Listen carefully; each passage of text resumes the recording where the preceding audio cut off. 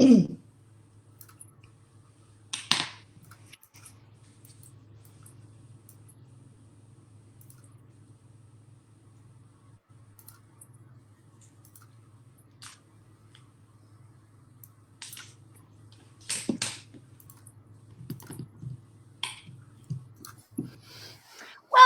and good evening and welcome to the Virtual Gin Festival. My name is Susanna and I am from York Gin, and this is my fabulous colleague. Hello, I'm obviously with York Gin as well, and my name's Jo. Welcome. Welcome. So what's going to happen this evening? So you're going to listen to us and hopefully taste some gin. I hope you've got our old Tom waiting. At 7:30, Ben from HMS Spirits is going to take over. At 8 o'clock, we've got Chris from Gin Ting. And at 8:30, you've got Ray from Divine Gin. And we're all going to tell you a little bit about one of the gins that we produce. Hopefully, we're going to taste lots of gin. And we're going to find out a few little gin facts is what I'm hoping to happen. Cool. Right then. Well, so first of all, we are York Gin. We're a very young company. We're only 2 years old, and we're all a little bit giddy at the moment because we have just won. We have just won at Best Shop in York at the York Tourism Awards, which were on Thursday evening. In fact, you can see us in action there. There's oh gosh, is that us? That is us. Look. That's our beautiful 16th century building there. You've got me at the top doing my stuff with lovely Sarah from York Gin. You've got Jo at the bottom there. Come and see us if you're ever in York. You'll really, really enjoy it.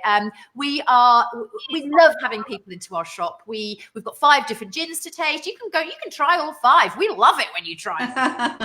So please do come and visit us if you're there. Obviously, it's not open at the moment, but we'll talk about that a little bit later.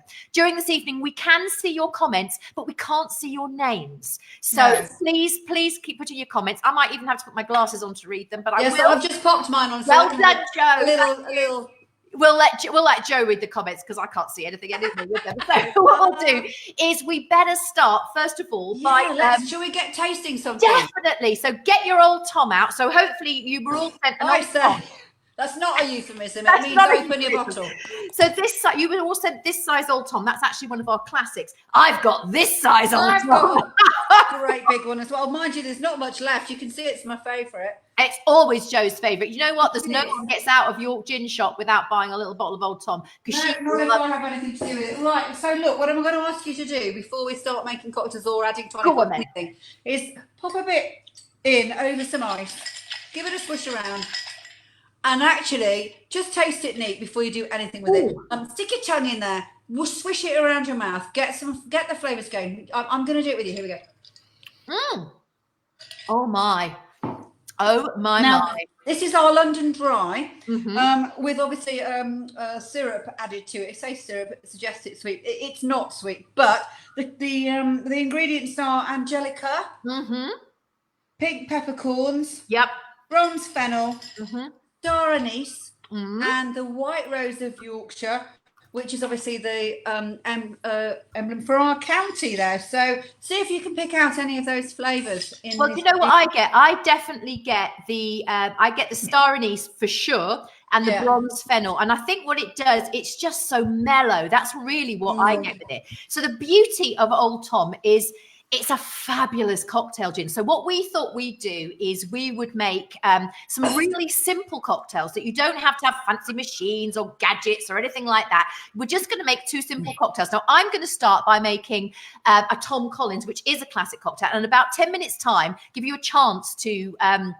drink it, hopefully. Jo will be making to Tom. So the most important thing is that you've got a little bottle of Old Tom there, which it has 2 shots inside it. So can we suggest that you use 1 shot for this cocktail and then 1 shot for another? And 1 for mine. Save one for mine. That's what I just said. 1 for mine, 1 for hers. But actually, what I did want to show you before we started is actually this in here is actually just Old Tom gin and classic Fever Tree Refreshingly Light.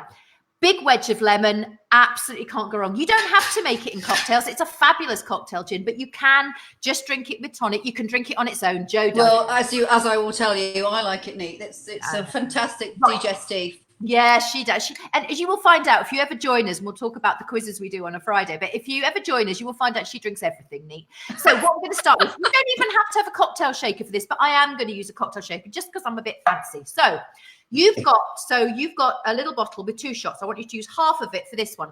I don't have a little bottle. I have a big bottle. So I'm going to use 1 big shot for mine, which is actually 2 shots. But there we go. Who uses the little side? And actually, don't we just normally free pour? So that's going to go in there.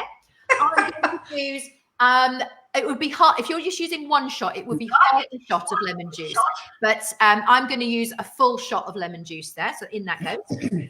I'm going to use a very small amount. I don't have a terribly sweet tooth, but I am going to put a tiny, tiny bit of sugar syrup in there. There are lots of them available. You can make your own. You can buy them from numerous online retailers. I'm going to put a tiny, tiny, tiny, tiny bit in there. And all I'm going to do there is give it a shake. You don't have to give it a shake. You could put that straight in your glass, and you could I'm just going to give it a little shake because it looks fancy. There we go. And then I'm going to pour that. Now I'm using a tall glass. Yours will probably get a little bit lost in a tall glass, so I'd probably use a little shorter one, maybe an old-fashioned glass for this. But did you know, as an interesting fact, that the Tom Collins is a group of cocktails. It's not always, oh, look at that. Look at that.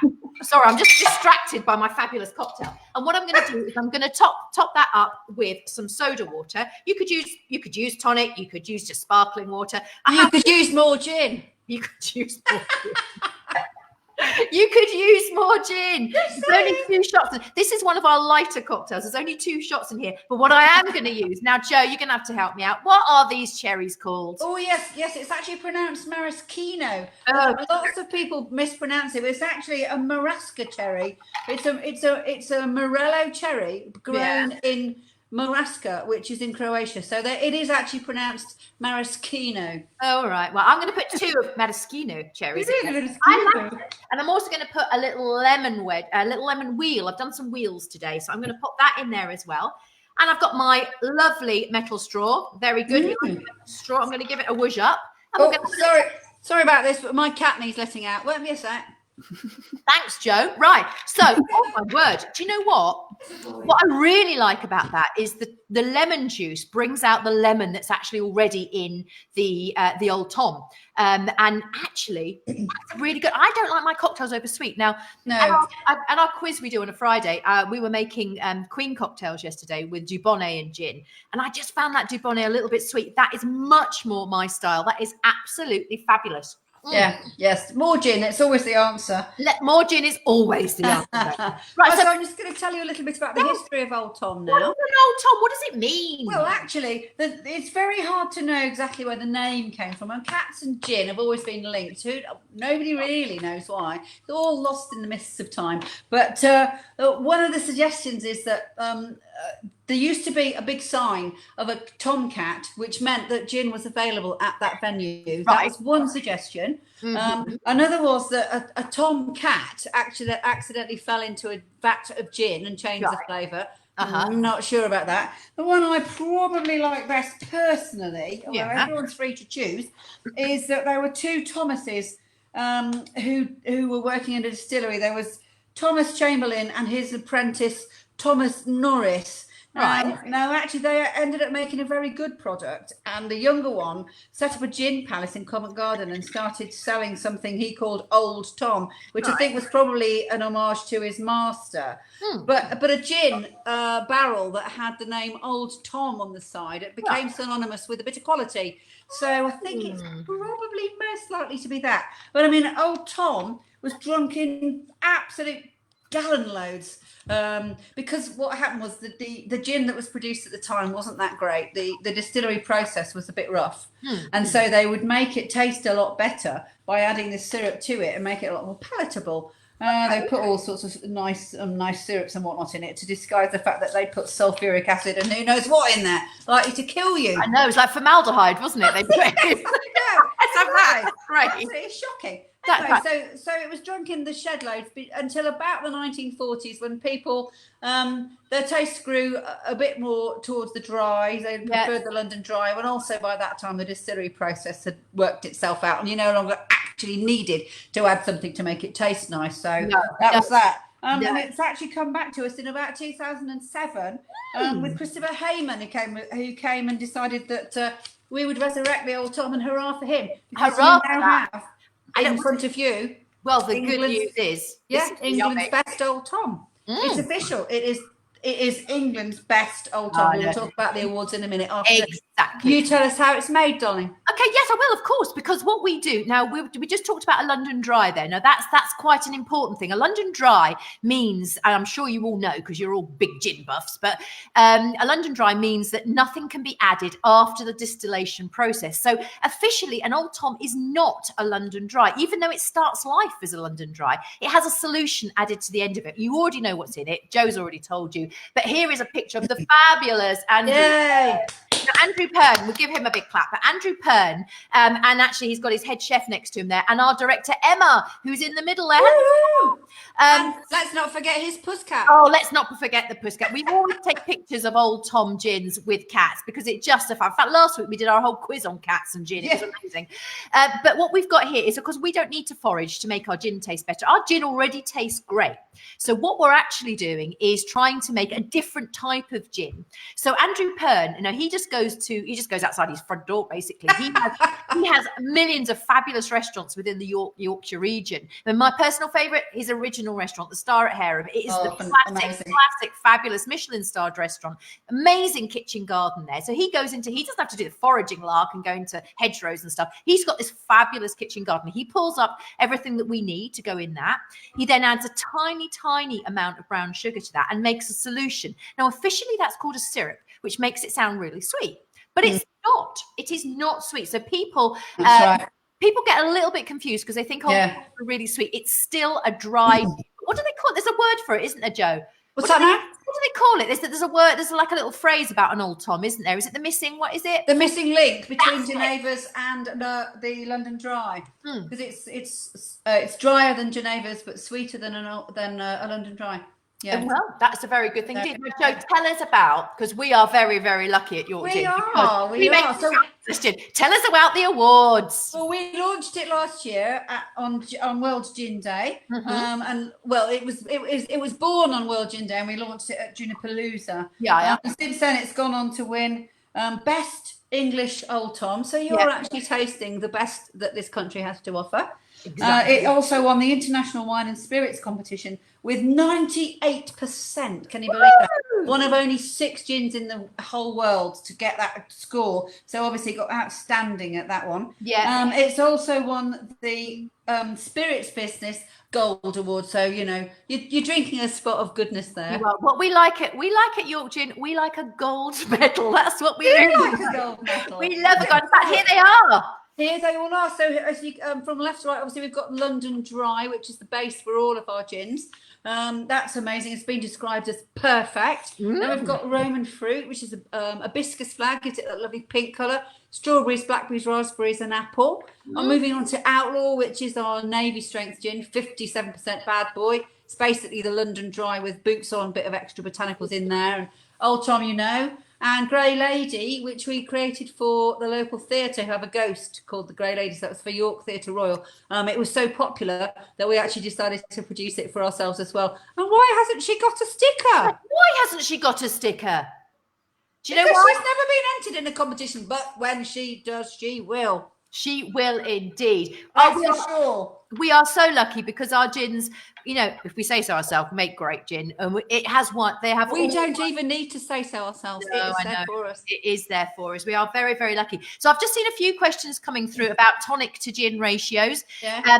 That is completely down to you. Yeah, and your gin, your way. That's right. As we always say at York Gin, it's your gin, your way. Now, Joe will tell you about her, but I like mine quite a long drink. So I like to use a balloon glass or a copa de ballon, as they are called. Una copa de ballon. So in here, I would probably put, I don't know, it's a home measure, isn't it? So I'd probably put, it's probably 2 or 3, isn't it, that in my home measure. And then I will top it up with tonic because I like a very long drink, but not everybody does. So it is your gin. How do you like yours, Joe? Oh, well, I'm terrible for it because I like a lot of it neat. If I'm actually honest, you do. I'd probably go steady with Outlaw, but apart from that, I do like it neat. If I'm quite honest, so just over ice. Yeah. I find a very nice digestive after a meal or whatever. But the thing to do is add a little bit, see how you go. Add a little bit more, see how you go. Because you can't take it away. Well, you can add more gin, but generally speaking, just see how you go with it, isn't it? Exactly. Well, the good news is I think you're going to make a cocktail for us. Oh, I am. So I'm making the ginger tom. So basically, you're gonna.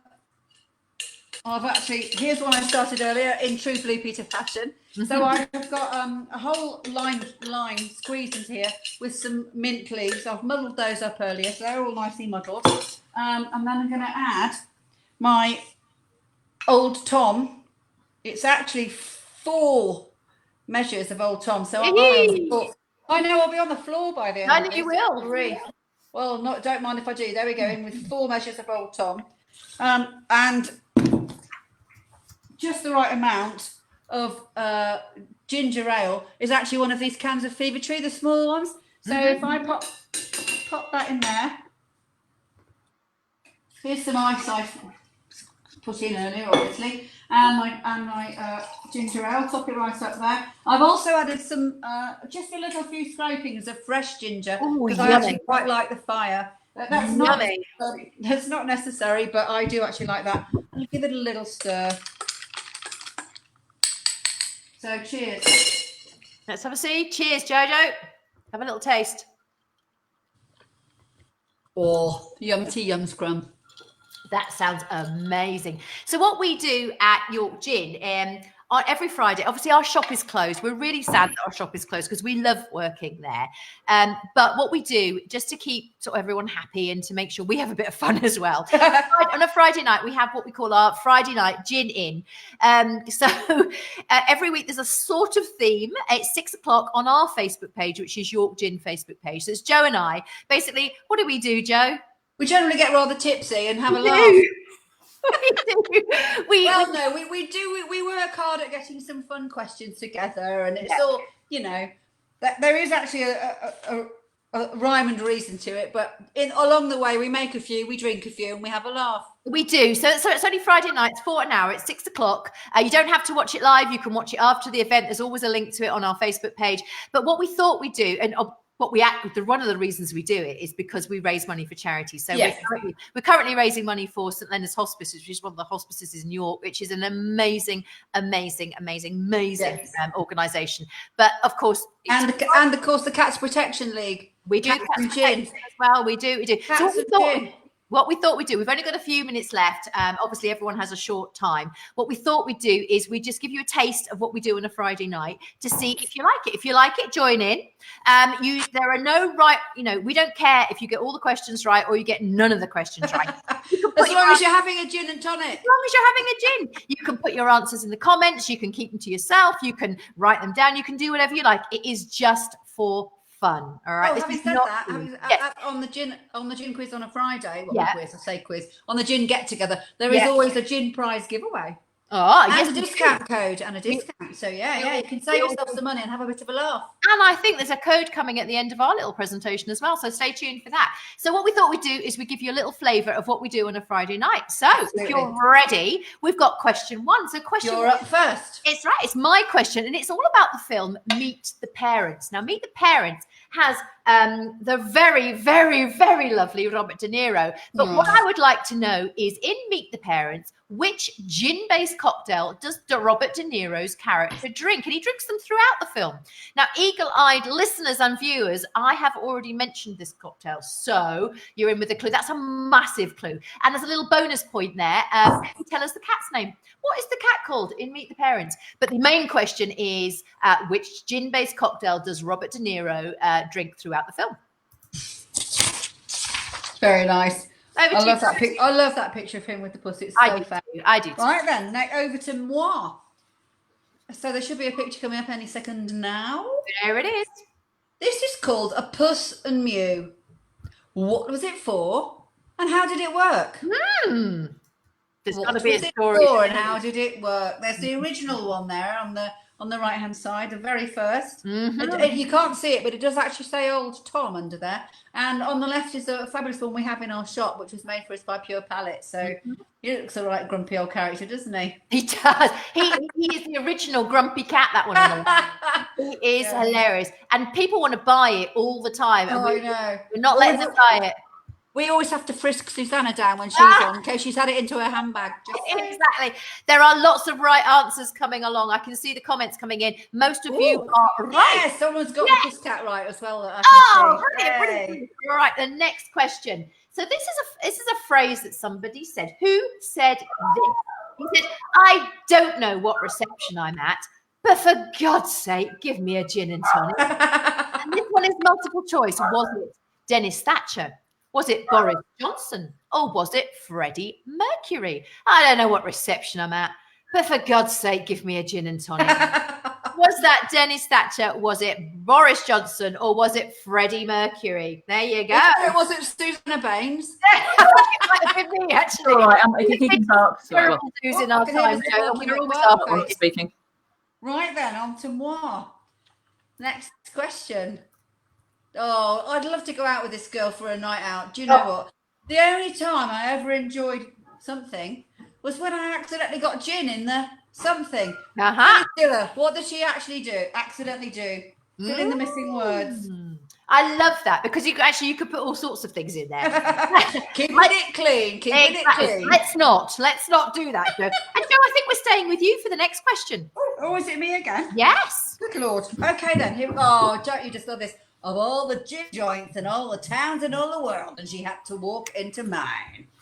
Oh, you probably know what this is. I hope you do. What a fabulous film this is. What's it called? Which film is that? Oh, which film is that? It's one of my favourites. Yeah, sorry. I'm not sure I can get through that without a tear. Can you? No. So it's 16 at South Bank Avenue. Oh, Emma, we can hear you. Emma, we can hear you. I don't know. Sorry. So, Emma, that was Emma telling everybody her home address. Excellent. and her official York Gin dog, Mr. Barky McBarkface. Yes, Barky McBarkface barking in the background there. Okay, so that was the film. That was the film question. So the next question is now, according to statistics, these are the 2018 Statistica data. Which country has the highest gin consumption? Now, interestingly, on this one, there may be two different countries that you may have heard of that have this because it actually changed. It changed in about 2016. Quite significantly, actually. Quite significantly changed. Yeah. The most up-to-date statistics we have are for the 2018. Yeah. Which country has the highest gin consumption? And do you know what? I think it's me again. Good gracious. It's you again. It's always you again. It's always me again. Now, this, I have to say, everyone, is actually my all-time favourite cocktail. I would like to know, what is this cocktail called? It's equal parts gin, Campari, and sweet vermouth. We serve it on the rocks with a slice of orange, and I bloomin' love them. So what is this? It is a very, very famous cocktail. I think you'll know it. Equal parts gin, Campari, and sweet vermouth. Yummity scrummity. It's called a num num, isn't it? It's called a num num yummity yum yum. That's what it's called. The good news is we're only going to give you a few questions, which are just a little sample of what we do on a Friday night. So we're going to now go back and we're going to give you the answers. Right then. So my first one. It's you again.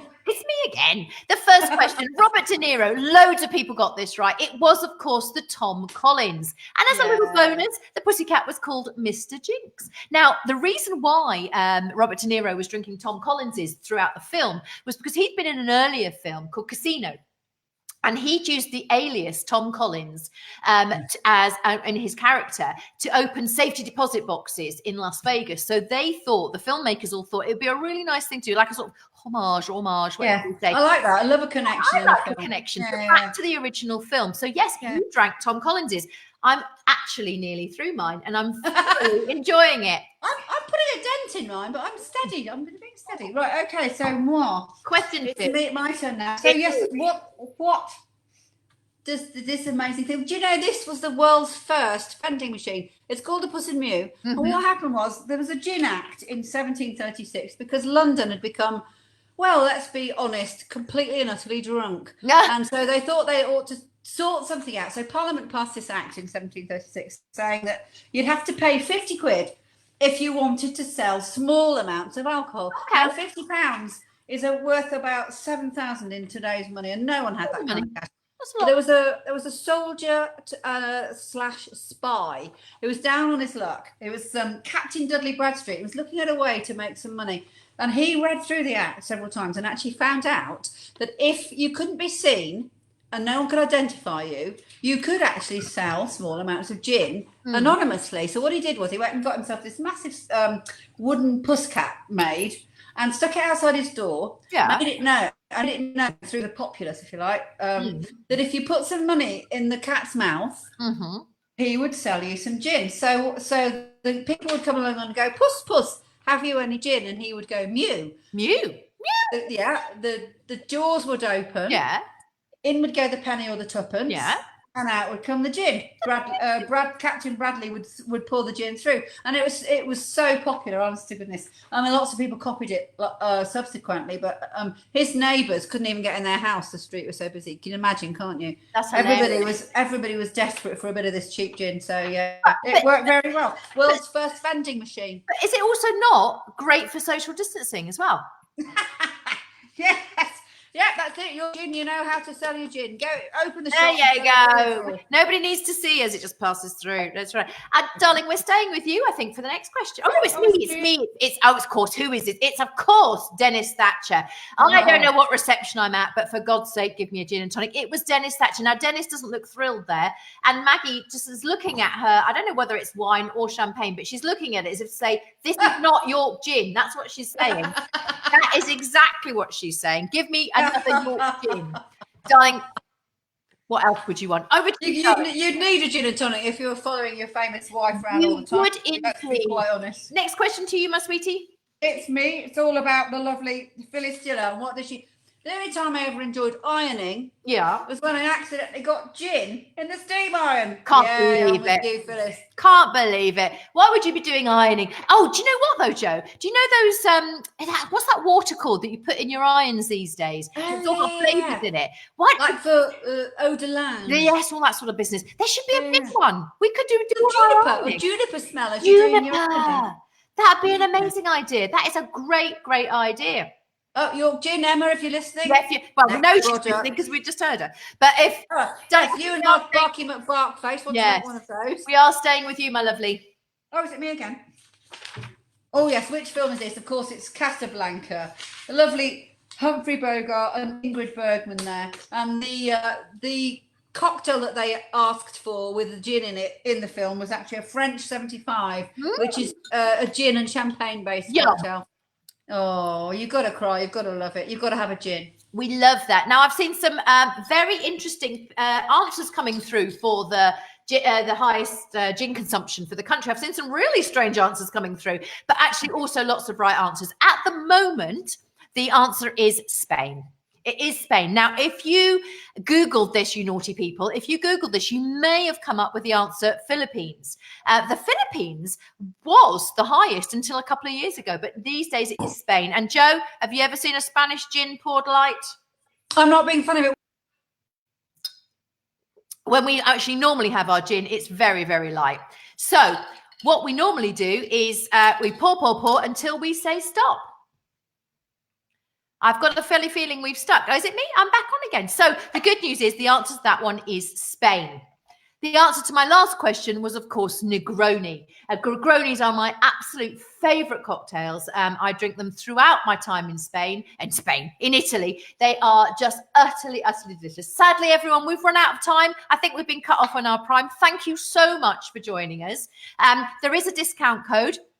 And the discount code is VIRTUAL. VIRTUAL will get you free postage and packaging on any of our gins. And it's www.yorkgin.com. It's super easy. There's our shipping code. It's VIRTUAL at yorkgin.com. If you go on there, you will get free shipping. It's normally about £6.70 a bottle. Go on. We've got lots of lovely things. We've got our fabulous glasses. We've got all sorts of things. It's been absolutely our pleasure to be here tonight. I think we're handing over to Ben from HMS HMS Spirits. So good luck, Ben, and good luck, Chris, and good luck, Ray, with all the other distilleries. Hope you have a wonderful, wonderful evening, everybody. And it's goodbye from me, and it's goodbye from Joe as well. Goodbye. Lovely to meet you all.